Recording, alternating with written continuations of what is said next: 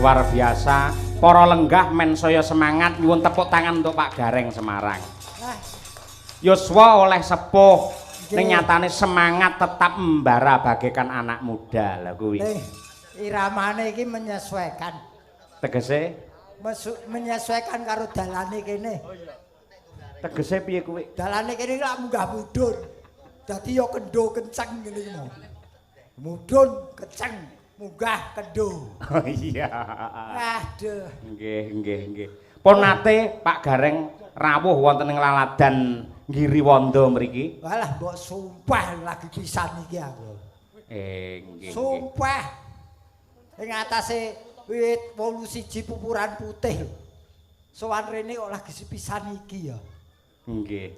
Niku lek merga mboten sih katresnanipun Pak Sutikna Mokal jenengan saged silaturahim wonten ing Ngiriwanda mriki. Khususe di waktu-waktu iki matur nuwun Pak Tikna. Wah, wis disangoni nggih sangu poso niki, Pak. Waduh, nggih. Lah sesuk lak ya sik tanggapan to. Apa poso ya prei sesasi kok. Nggih. Poso kuwi kanggo ngibadah, Mas. Leres. Waktune nggo ngibadah. Ya sok golek duit ning ya ibadah aja nganti keri. Bener. Yen sesuk ki prei sasi lah wingi. Laris. Ya prei. Lah akeh apa kuwi jenenge kampanye mosok ya ora tanggapan. Weh wedi aku. Lah napa? Tanggapan kampanye wedi. Sebabe Wedi terus terang aku wedi aku tak terima menikmati pesta demokrasi ning ora usah terjun ana ing politik praktis. Betul. Wis terima menikmati pestane wae. Nggih. Nyatanipun nggih sampun rampung wilujeng niskala, sing wingi padha padu saiki bali dadi rukun, sing wingi jegal-jegalan saiki menjaga persatuan tanpa beda kados warga masyarakat Jumantara Ngiriwanda mriki. Oh ya kula percaya Tlatah Kabupaten Paving niki pancen piyayine Kabupaten Karanganyar Pak Gareng. Karang ki watu anyar wis ngarani watu sing anyar ki Paving. Oh iya. Ora tau bangun marai. Oh iya. Ngono. Nggih. Kene iki kondang bersatune kondang rukune. Nggih, leres. Loh, bayangno to. Wong duwe gawe persasat rong dina rong bengi ning tamune ya wis wah sakmene akeh. Iki tegese ngekokake kene iki rukun bersatu, Mas. Pancen kabeh iki gumantung tandurane kok Pak Gareng. Gandeng Pak Tikna kuwi nandur sesrawungan kuwi luar biasa. Mula raneh ramokal bareng kagungan kersa sing nyengkuyung ya ora sithik kaya bengi iki. Ning Pak Sutikna wis pirsa. Apa? Ana kata-kata kalimat sing becik, Mas.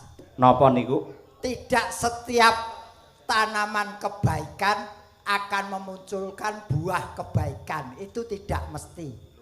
Tapi beliau tetap melakukan kebaikan. Karena yakin suatu saat dia akan menemukan kebaikan, bahkan kebaikanlah yang akan menemukan beliau. Wah, iki kata mutiara Pak Gareng luar biasa. Wah, iki angel iki ora kulino buka TikTok ora entuk kalimat ini. Aduh. TikTok malah nggih. Lho langke ini derek syukur. Iki ngiras-ngirus tembunge Jawa. Ya mantu, ya ngunduh mantu, ya syukuran. Leres. Siapapun yang diterima harus disyukuri. Nggih. Iki ya kejaba nyukuri beliau nanjake nggone nabung pirang-pirang tahun jualan bakso ning tlatah Tangerang. Leres. Mengenai bakso jane bakso kuwi apa to? Nah iki. Kabeh ngerti lek kuwi dumadi saka daging sapi terus diolah dadi bunder-bunder ngono Kowe kuwi. tegese mung isomu mangan tok ning ora mendalami bakso. Waduh. Yen mungguhe Pak Gareng bakso niku pripun? B iki bentuknya bulat. Ning saiki sono apa ki inovasi bakso gepeng, bakso kotak ana ning yen originalnya bakso ki B ki bentuknya bulat. Asalnya dari daging sapi. Betul. Ning saiki ya wis inovasi ana sing saka ayam, ana sing dog, macem-macem. Pati, sapa bakso asale kok pati gini. Nggih. Kuah sebagai penyegarnya. Nggih. Dadi bakso kuwi mangane karo kuah ben seger. Leres, men ora sereten. Es kuwi saos sambal sebagai variasinya. Kuwi ora kudu sing doyan wae sing nganggo mula diarani variasi. Terakhir O. Orang tua sampai anak-anak menyukai bakso. Kuwi bakso, mula yen mangan apa-apa kudu diteliti, ditelaah. Wah iya. Ngono. Mongko bakso ki bisa kondang lan dadi srana awake dhewe entuk rejeki iki lak merga dayane Pak Sutikna. Nggih. Apakah arti dari Sutikna? Iki jeneng wong ki Lah iya ngono kuwi. Lah pancen dayane bakso iso nggih wayangan nggih nanggap campursari. Ini lak merga saka perjuangane Pak Sutikna. Su ki sugih semangat jroning urip. Ngono, ora semangat ora mungkin berdagang bakso tekan Tangerang. Oh iya, Tik. Tik iki saka tembung titik nol anggone berdagang mulaine. Mulaine saka titik nol beliau ning Tangerang kuwi. No, Nonton semangate mula saiki dadi pedagang bakso sing sukses. Ki Sutikna. Pak Tikno daleme saka Njumantara. Mau sing ngejak oncek-oncek sampean miwiti kok bakso B mau. Aku lak gur nutukne sampean teruske to ki, Mas. Iki ngentok iki mikir ngene iki ngentekke rokok sapak lho Mas ngene iki. Ini nganti rambut ijoli awas kowe. Beres neng kene wis pokoke sak bedhae. Juki jumbuh karo kersane Pak Sutikna sekeluarga bengiki syukuran. Manten kaloron wis dadi siji nyawiji. Tontonane wayang kulit dalange Ki Cahya Kuncara. Cahya Kuntadi. Kuntadi. Kuncara iki ana Dik ya. Ngawut. Padake brimob malan aku. Saya tontonane wayang kulit dalange Ki Cahya Kuntadi. Terakhir Rada gayeng, rada regeng mergo ana garenge saka Semarang. Waduh. Kaya meksa katut lho jenengan. Tak jagake nggo sangu sahur kok. Waduh. Tenan kok kok iki. Ya wong pancen sok isine mung sahur, buka poso. Ketua takmir kok le. Waduh. Leren dadi ketua RT takmir masjid. Nih ya kuwi malah sampeyan golek srana ngibadah sing apik dadi takmir masjid kuwi Mas. Lah ya kuwi mau Mas tak tutuke bahwa menanam kebaikan tidak selamanya berbuah kebaikan. Lah makanya aku menanamnya saiki yo delok-delok. Menanamnya cari tanah yang subur biar nanti tumbuhnya buah kebaikan. Wah iya. Aja nanam kok ning tanah tandus kok ya kebosokan sing muncul. Makane yo aku lak menungso ora tegese ora sampurna ya tetep entuk milih-milih. Betul. Usahamu sok ben kok Mas. Ngono. Niki tak dongakne jenengan tetep panjang umur iso menghibur warga masyarakat. Amin. Pokoke bakune kula niku jane gampil Mas. Wong urip ki sing digoleki kejaba dhuwit ya kesenengane ati. Pesene anakku kuwi gur siji Mas. Napa niku? Pak, yang sampean kepengin sehat, siji paitane modale. Ati kudu terus happy. Tegese kudu terus seneng. Wis sugih dhuwit yen atine susah ya lara. Leres. Mula sing penting saiki diseneng-senengke atine. Sampeyan dadi ndagel nganti tekan kene iki ya golek senenge ati. Ya ora. Tek mencla-mencel aku iki ngetutne omongane jenengan lho. Kowe omonganmu turut pinggir jurang kowe.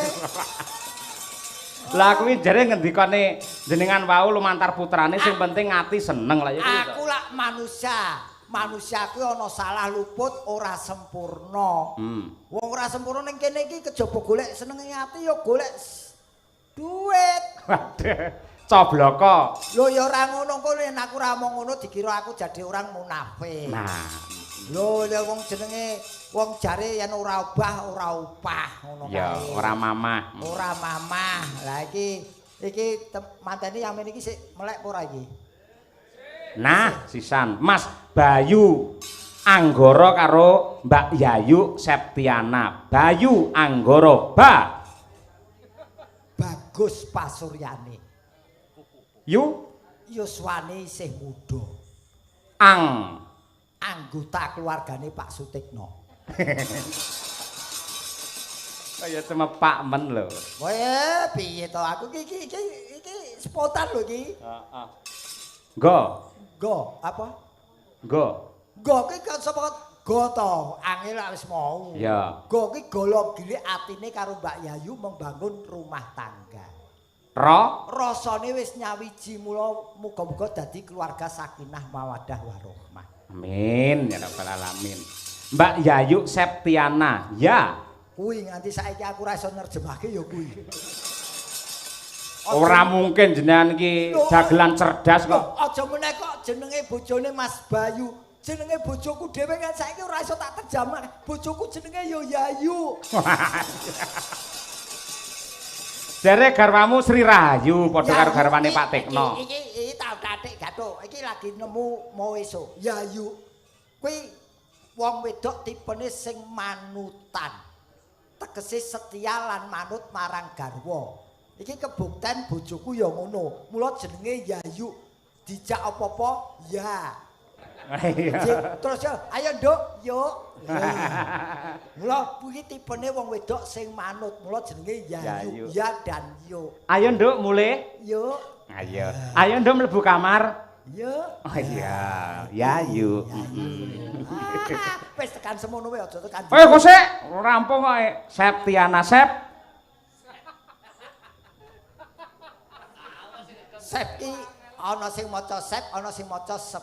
Boleh Sep. Sep ki sepi ing pamrih anggone omah-omah karo Mas Bayu. Titi mangsa iki wis sah resmi dadi garwane Mas Bayu.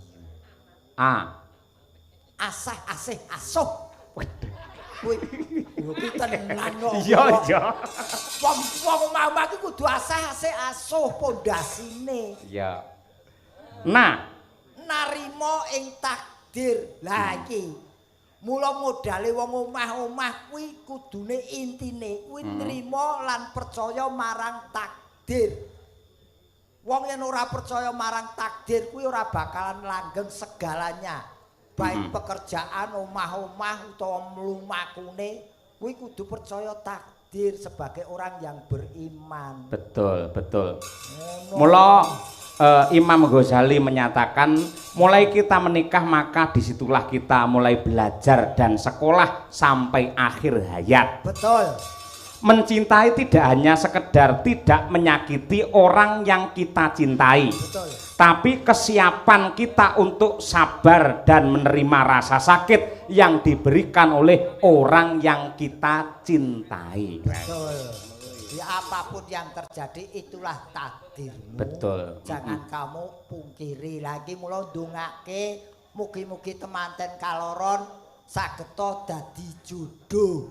Ampun namung bojo niku ampun dadi jodohnipun. Bedane bojo karo jodoh napa Pak Gareng? Bojo niku iso dipisahke dengan berbagai masalah. Nek yen jodoh niku sing iso misahke hanya maut atau kematian. Mula kula dongake dadi jodone. Amin ya rabbal Dadi alamin. langgeng anggenipun omah-omah. Nggih, nggih. Nggih, Mas Bayu kalian Mbak Zazu. Waduh, nggih. Nah, aku yang ngundang bojoku Zazu. Iya. Ya yu SE. Ayo. Tenan agar tak undang. Yo yuk, ada terus mriko yuk. Iya. Mila ingkang sepisanan kula badhe ngaturaken lelagon khusus dumateng mempelai berdua. Tak kira lelagon kusum maneh ngati. Waduh, ngawur. Khusus lelagon kangge temanten. Nggih. Napa Mas? Men jenengan enek kancane, ya Nduk, Nimas Ayu Winong Nawangsih, larase pelok. Nggih. Wah, iki sindane XXX. Kok iso padake? Kepethuk aku melu dalang XXX. Ayo nggih. Cublak-cublak suweng ngurmati Winong Nawangsih. Oke, yo.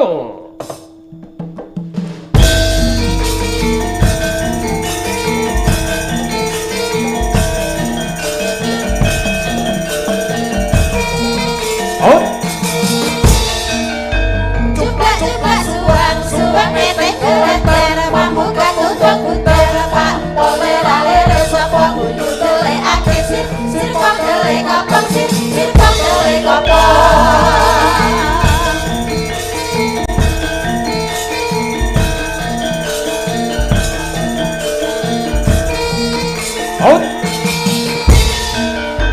Cuplak-cuplak suwang metek kelentar pambuka tutup puter pak pomera lere sapa kudu tele ake sir kok tele kopong sir kok tele kopong sir kok tele kopong Iki lagu lawas ya iso digarap ngene ya. Nggih. Keten sing lawas-lawas sih yang digarap enak ya. Oh, nggih. Leres niku. Bojo kula iki lawas saiki malah enak. Berkaya mbok garapi. Nggih, monggo mung tak modali tuku daster ning klewer saiki ya beda. Bojoku tak modali daster tuku ning TikTok. 100 entuk 3 dienggo kabeh. Dadi malah sumuk. Ha iya. Aduh, Dek, Winang. Nggih. Wah, Dalu. kukulan lho saiki. Wah. Lah mau wis dipulas ya sik tak tonong. Masih Waduh, aduh. Sajake nandang asmara iki. ndak apa-apa. Ini anu hormon. Apa? Hormon. Hormon. Ya, Oh, nggih. Aku ki hormon malah njuk kok. Njuk tak pitesi ngono lho. Iki ya ora apa-apa iki proses ya, Nduk. Segala umur itu pasti ada perubahan pada fisik manusia. Winong sehat, Nduk, sayang. Alhamdulillah sehat. Nah, sing baku ki saiki modale wong kudu sehat. Nggih. Nggih. Wis sehat itu penting segala-galanya Nggih, pokoknya. terus. Wis di pacar apa urung? Sampun dereng, Pak. Lho sing lakone awakmu kok ya takon aku. Heeh. Iki wong wedok sing ora iso duwe paugeran ngene iki angel iki, jak omah-omah angel iki. Mboten, kula kan tegese anu ngoten lho. Tegesan. Mboten. Kula nek ajeng jawab harus tanya Pak Ketua dulu. Lho ketuamu kok mbok jawab tanya piye? Lha kula angsal mboten menawi kula mangsuli dereng ngoten lho maksude. Oh, Niku lho. dosa napa mboten ngoten lho. Lho dosa iki ben disandan dheweke. Aku ngajari bocah jujur apa anane yen duwe ya duwe, ora ya ora kok malah dosa kok nyangga aku. Ya sakarepmu yen ki mbok nggo apa rahasia sakarepmu. Biasane wong panggungan ki apa ngetokke sejatine ngono ki do isin. Yen aku blok. Ning ya kuwi hake si Winong, itu kan privasi. Enek bintang artis ki babar pisan ra ngetokke pasangane iki sapa, mongko jane duwe pacar, ora tau foto bareng diupload ora nate ngono kuwi. Mula wong sing kulino ngono biasane nikah sepasar bubar. Mulah ora gelem yen kowe ngomong kula pun di pacar mesti dipengestoni sing mirsani. Oh, ngoten. Heeh, wis di pacar burung. Sampun nek no. Oh ya wis. Bareng ngerti duwe pacar gareng rada mundur malian. Ora apa-apa. Ya sing baku sekolah sik dirambungke ya, Nduk. Nggih, siap. Pacaran tuh proses hidup sing baku sekolah engko nggo masa depanmu. Nggih. Perkara jodoh karo pacarmu ya disyukuri, ora ya itu proses hidup. Nggih. Kowe arep nembang apa? napa? Napa, Pak? Bawa wae. Sida asih. Ayo. Pipi kok didempuli. Kan jerawat. Jangan diliatin dong. Sido asih. Sida asih bawani. Wah, jan. Pak Tirto genderane. Tirto. Tak Malah kaya parapi. dokter ya, dokter Saiki Tirto. Pak Tirto tak parapi Tirto Samsu. Iya. Mau metu rokok Samsu terus di bekku. Ayo. Ayo. Nano, ya nang.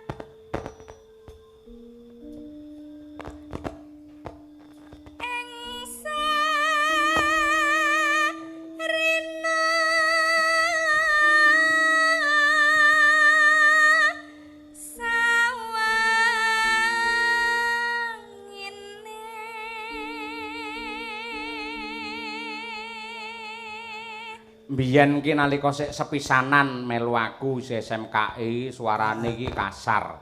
Tur karo Laras ki rung iso pleng ngono kuwi. Saiki kok iso apa mbok toto Mas? Saiki suarane kok iso pas ini. Mboten kula sing nata, ternyata panggung-panggung yang di apa kuwi apa dadi srana Siwinong ki pentas. Niku akhirnya menjadi ajang Siwinong itu belajar. Jadi tegese jam pentas itu menentukan kualitas. Witing iso jalaran saka kulino. Nah, leres. Kulino pentas dadi Si anyar iki, witing iso iki agi anyar iki. Witing iso. Iya. Apik. Datan apal. Datan kinggang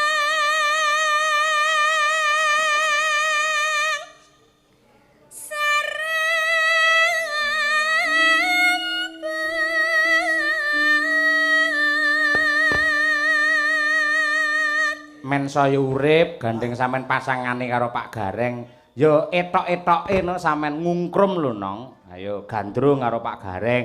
Nadyanto sing kok gandrung wis mambu lemah ra apa-apa wong ibu tuan pentas kok ya. Ora sudi. Lah ngopo? Mau digandrung mambu lemah rumangsamu iki. Profesional tegese. Ya profesional ora mambu lemah kok kaya iwak gurame wae mambu lemah. Lah iya. Ayo nong digandrung Pak Gareng nong. Ayo ngono. Ninai.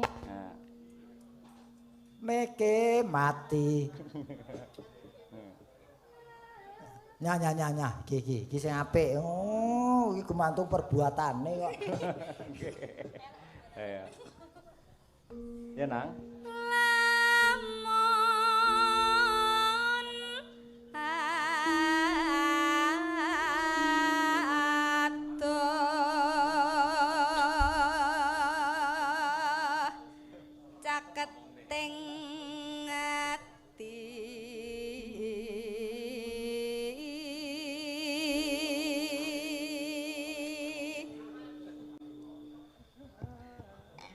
Nonano yen cedhak tansah mulat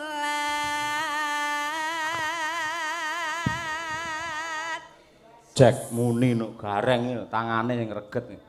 Muni lho. Ora lho, oh iki muni iki. Bareng muni kok kaget dhewe ora. Mau tak keneki ra muni lho bareng anu kok ora kok malah muni. Sita asih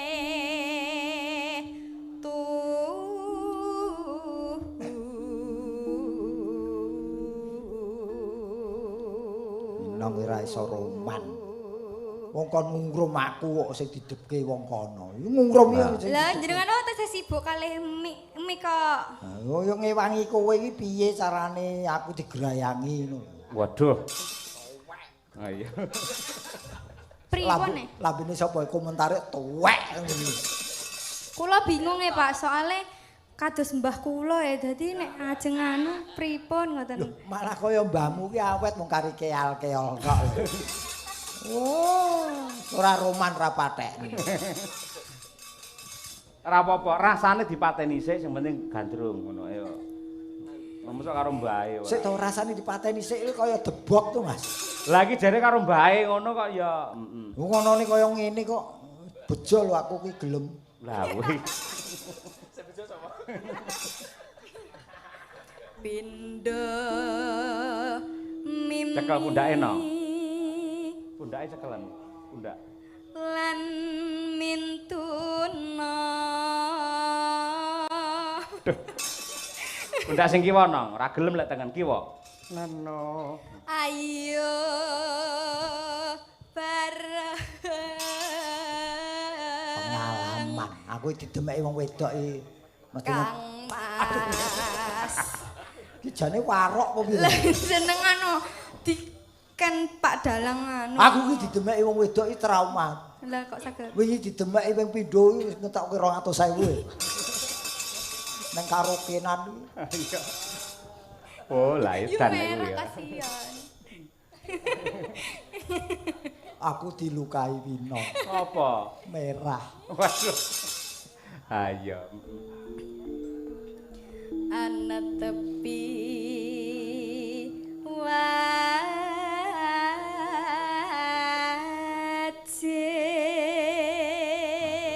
Percaya.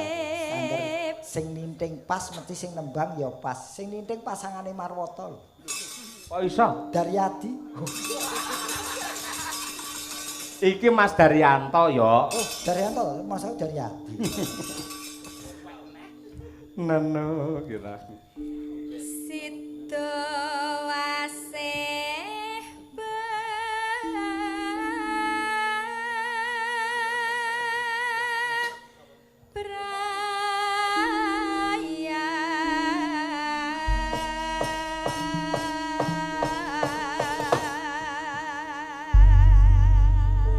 Matur sembah nuwun. Nah, kalajengaken sing rada anget. Nah iki ninggal katresnan. Panyuwun kula mugi-mugi mempelai berdua Mas Bayu menapa dene Mbak Yayu sampun ngantos ninggal dumateng sucining katresnan. Atur untut runtungan nganti kaken-kaken ninen-ninen. Nah iki. Ya nang langgam dhisik wong ayu. Coba kaya apa? Buka apa? Buka kethuk. Buka kethuk. Buka tutuk. Oh, tutuk to. Heeh. Ya. Aku panggil. nangis sajroning atiku nalika sliramu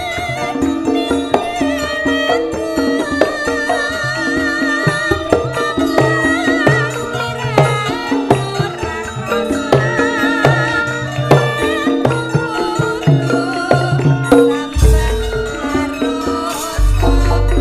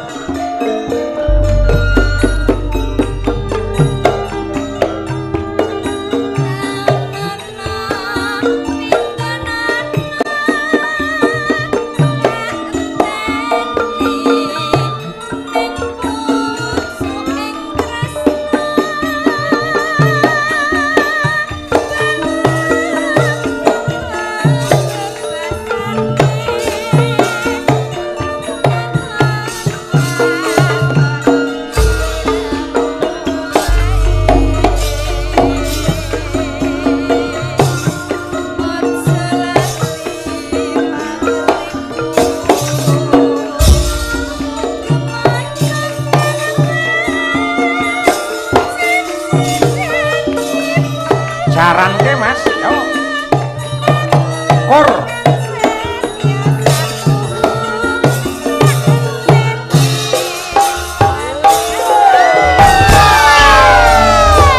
Lepas mic joget lah sing total, Yo.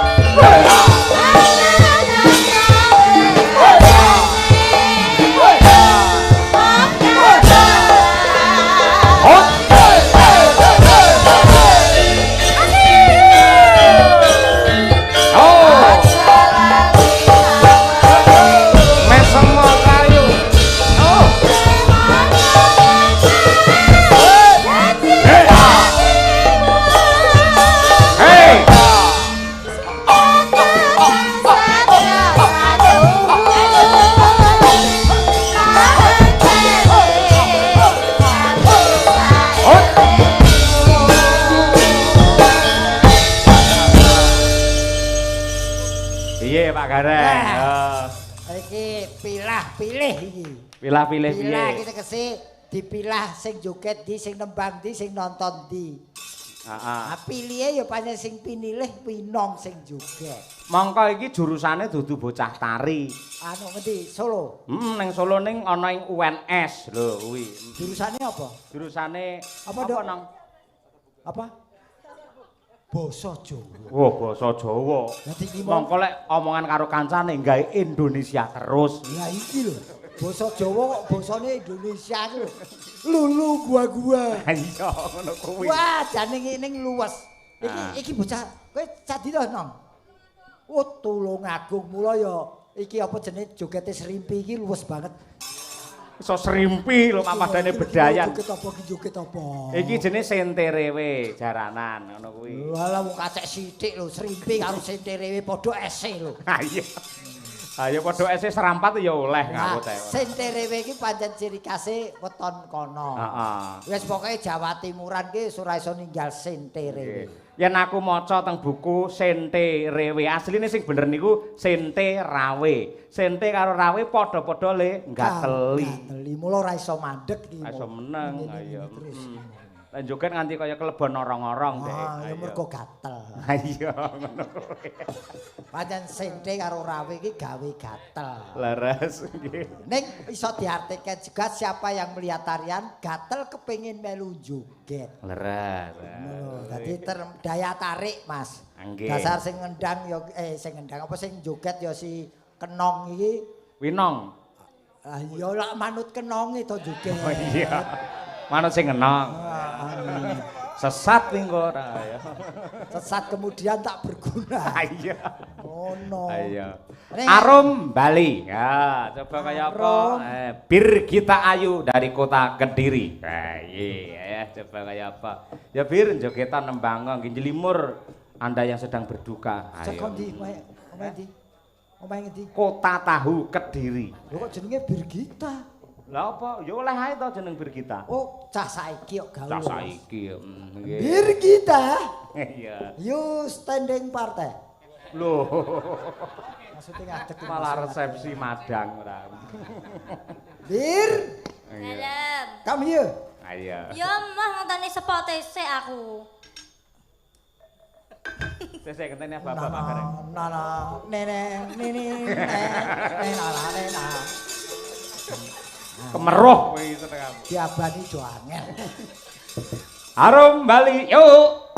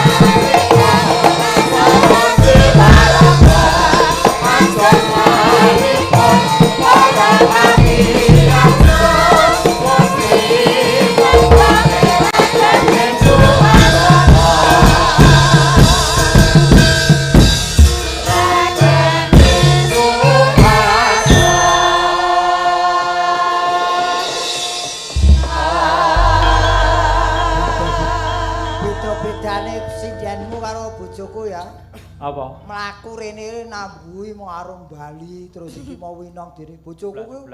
Nang pawon tak undang rene to. Wah iringane manci gelas. Wah aku ngamuk wae. Ayo kuwi mergo kowe sing kleru ora. Lah wong tekno ana perlu secepatnya. Bir. Dalem. Nggih, saderengipun ngaturaken sugeng dalu nggih Bapak Ibu warga masyarakat Jumantara. Jumantara nggih. Kalian ngaturaken